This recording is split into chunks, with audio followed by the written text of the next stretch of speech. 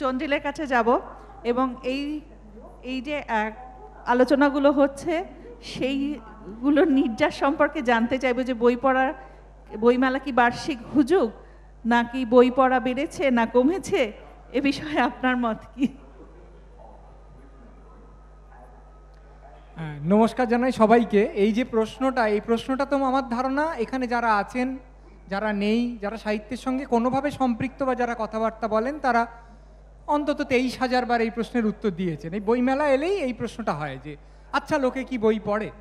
এখন কথা হচ্ছে কোনো পরিসংখ্যান দিয়ে তো বোঝা যাবে না, এবং যেরকম সুবোধদা বললেন, প্রচেতদা বললেন, দেবুদাও বলল যে প্রচুর বই বিক্রি হচ্ছে, এতে কোনো সন্দেহ নেই। পরিসংখ্যান বলছে যে বই বেশি বিক্রি হচ্ছে, তার মানে লোকে বই পড়ছে নিশ্চয়ই। বইটা নিচ্ছে কি করে? সেই অচলপত্রে লেখা হতো যে বড়দের পরিবার এবং ছোটদের দুধ গরম করিবার একমাত্র কাগজ, কাভারে লিখে দিতেন দীপ্তেন্দ্র কুমার সান্যাল। তো এখন তো তার দরকার নেই, গ্যাস আছে, ফলে বইটা যে অন্য কারণে নিয়ে যাচ্ছে তা নয়, হয়তো পড়ার জন্যই নিয়ে যাচ্ছে। কিন্তু প্রশ্ন হচ্ছে পড়ছে কি? এর তো কোনো ক্ষেত্র সমীক্ষা হয়নি। এটা তো কেউ বাড়ি বাড়ি গিয়ে দাদা আপনি কটা বই পড়েছেন, তাহলে এই 13 নম্বর পাতা থেকে উত্তর দিন বলেনি কেউ। তা আমরা জানি না যে বই পড়ছে কিনা। আমরা যে বড়জোর যেটা করতে পারি, চারপাশে থাকি একটা আন্দাজ করতে পারি। প্রচেততা যা বলেছেন, দেবজ্যোতিদা যা বলেছেন, তা হচ্ছে তারা বিশ্বাস করতে চান যে লোকে বই পড়ছে। এ হচ্ছে আমি মানুষের প্রতি বিশ্বাস হারানো পাপ, এরকম একটা কোটেশন বললুম। আমি চাই যে এটা হোক, চাই যা হোক, আর বাস্তবে যা হচ্ছে তার মধ্যে মিল থাকতে পারে, নাও থাকতে পারে। সুবোধদা যা বলেছেন তার সঙ্গে আমি সম্পূর্ণ একমত। চিরকালই মানুষ বই কিনেছেন অনেক আর পড়েছেন কম, সে তো বটেই। একজন খুব বড় মানুষ ছিলেন, তার বাড়িতে প্রচুর বই সাজানো। তখন একজন বললেন আচ্ছা আপনি কি এই বইগুলো পড়েছেন? তো না। তাহলে সাজিয়ে রেখেছেন কেন? বললেন দেখুন বিকিরণ হয়, একটা রেডিয়েশন হয়, তো একটা জিনিস রাখলে তার থেকে একটা রেডিয়েশন হয়, তার একটা সুবিধে আছে। এইবার এই যে প্রশ্নটা, এটা কিন্তু আগেও করা হতো। আচ্ছা টেলিভিশন এসে গেছে, লোকে কি বই পড়ছে? সিনেমা এসে গেছে, লোকে কি বই পড়ছে? কারণ লোকের একটা গূঢ় সন্দেহ ছিল, লোকে সংস্কৃতির কাছে আসে কি জন্যে? আসলে আসে সময় কাটাবার জন্য। খুব কম লোক গভীরতার প্রত্যাশী হয়ে সংস্কৃতির কাছে আসে। আমার সময়টা যেন ভালো কেটে যায়। এবার আগে একটা বই ছিল, একটা ছোট্ট বাচ্চা, আমি তাকে বলেছিলাম আচ্ছা তুমি সারাদিন মোবাইল দেখছো কেন? আমরা জানো ছোটবেলায় কত বই পড়তাম। তখন সে আমার দিকে তাকিয়ে বলেছিল তার কারণ তোমাদের ছোটবেলায় মোবাইল ছিল না। এটা অত্যন্ত ঠিক উত্তর। আমরা কি একটা মোবাইল পাশে আছে আর একটা বই পাশে আছে, এই অবস্থায় মোবাইল ত্যাগ করে না আমি আজ তলস্তয় পড়বো, কে ইউটিউব দেখবে, ছি, কে হোয়াটসঅ্যাপে চুটকি পড়বে, ছা, এরম কি হয়, এই বলে বই বেছে নিয়েছিলাম? তা তো নয়। আমাদের সময় মূল বিনোদনটা ছিল বই, তারপর টেলিভিশন প্রচুর লোক দেখতেন টেকতেন। এখন মানুষের কাছে বিনোদন এমনভাবে চলে এসছে, এবং সেই বিনোদন দৃশ্যশ্রাব্য অডিও ভিজুয়াল মিডিয়াম যেভাবে চলে এসছে, তাতে একটা লোক সেইটা ছেড়ে বই পড়বে এইটা ভাবা শক্ত। এইবার দেখা যাক যে আমরা কি করে বুঝবো যে বই পড়ছে না? হয়তো পড়ছে, নিয়ে গিয়ে পড়ছে। এখন বই পড়লে সাধারণত একটা লোকের মধ্যে আমরা ধরে নিই যে ভাষা সম্পর্কে একটা ধারণা জন্মায়। মানে একটা কেউ সুবোধ সরকারের ঋক্ষমেশ কথা পড়লো, একটা কেউ প্রচিতগুপ্তর একটা বই পড়লো, একটা কেউ অমুক একটা বই পড়লো। এইবার তার মধ্যে একটা ভাষা কি করে প্রয়োগ করতে হয়, বাংলা ভাষাটা কতদূর যেতে পারে।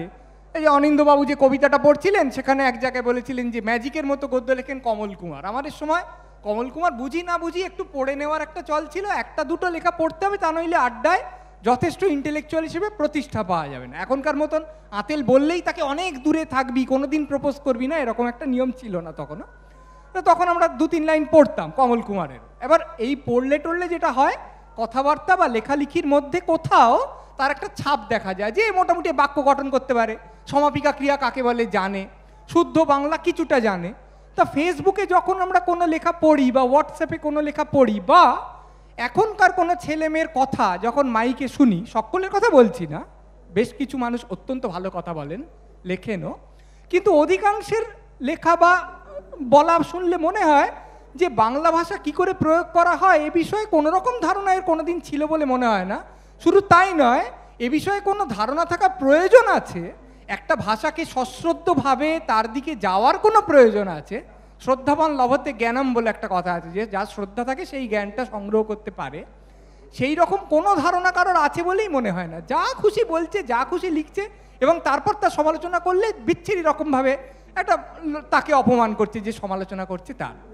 আমার প্রশ্ন হলো, যদি লোকে বই পড়ছেই, যদি এতগুলো বই বিক্রি হচ্ছে, সুভদ্রা বলেছেন ইংরেজি বইয়ের থেকে হয়তো বেশি টাকা উঠছে, সেসব আমরা জানি না।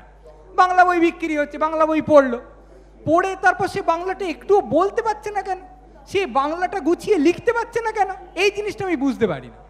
এবার এটা হতেই পারে যে আগেকার যুগেও যেরকম সুভদ্রা বলছিলেন যে আগেও লোকে বই কিনতো কিন্তু মোটেই পড়তো না, হতেই পারে। কারণ আমরা যখন বলি আমরা বই পড়তাম, প্রশ্ন হচ্ছে কী বই সে পড়তো।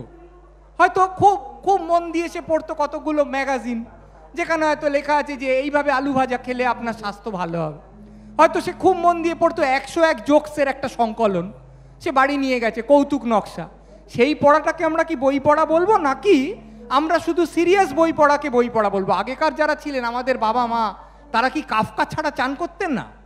তারা কি কমল কুমার ছাড়া ভাত খেতেন না? ব্যাপারটা কি এইরকম? তা হয়তো নয়।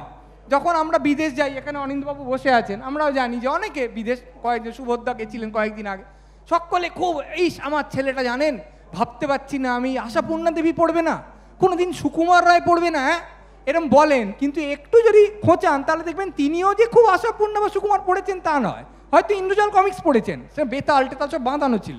কিন্তু এখন বড় হয়ে গেছেন, সেই জন্য বড় হওয়ার সবচেয়ে বড় সুবিধে কি, কিছু অত্যাচারের ছোট ছোট মানুষ পাওয়া যায়, এই তুই পড়ছিস না, এই তুই হ্যান করে, চিরকাল ফেল করে এসছে, সেও ছোট ছেলেকে বলে তুই জানিস না কি করে হোমওয়ার্ক করতে হয়।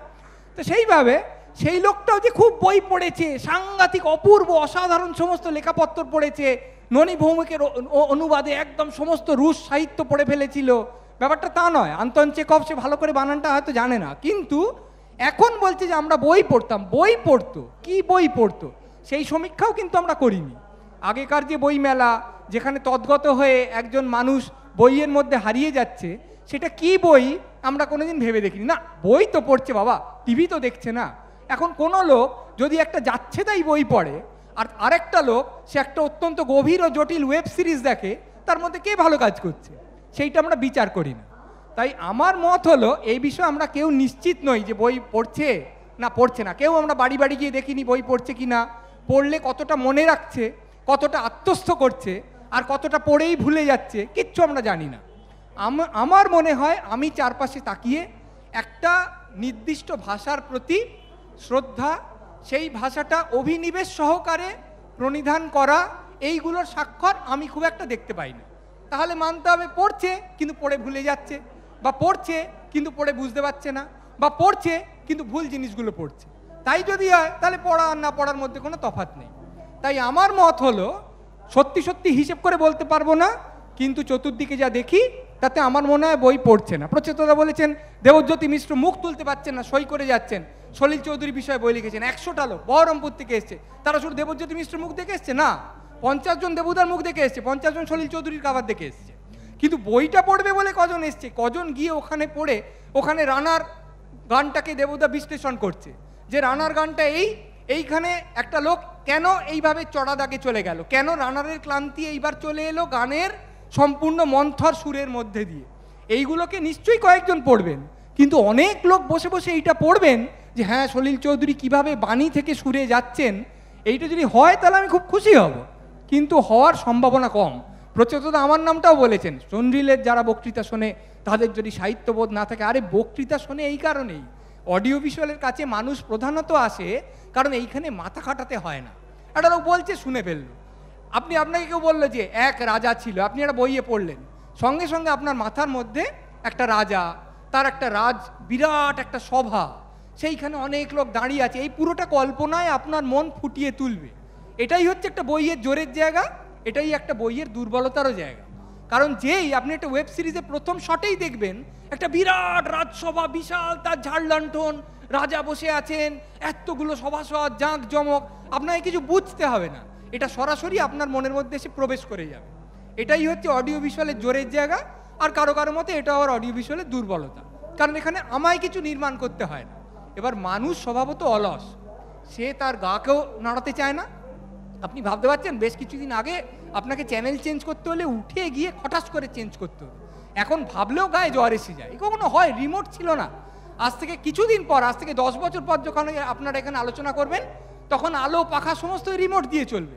তখন আপনারা বলবেন বাবা, ভাবা যায় একদিন গিয়ে পাখাটাকে 5-এ, পাখাটাকে 3-এ, ওই আলোটা নেবানো, ওই আলোটা জ্বালানো করতে হয়েছিল।